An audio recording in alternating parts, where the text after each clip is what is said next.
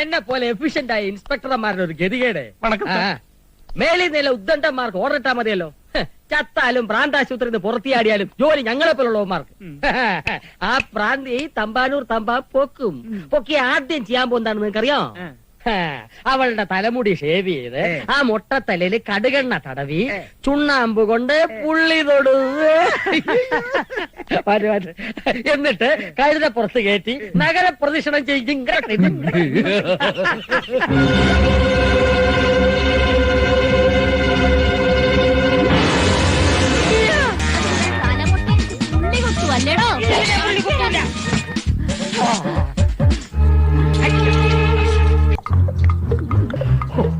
രക്ഷപ്പെട്ട് കട്ടി പോട്ടിருக்க.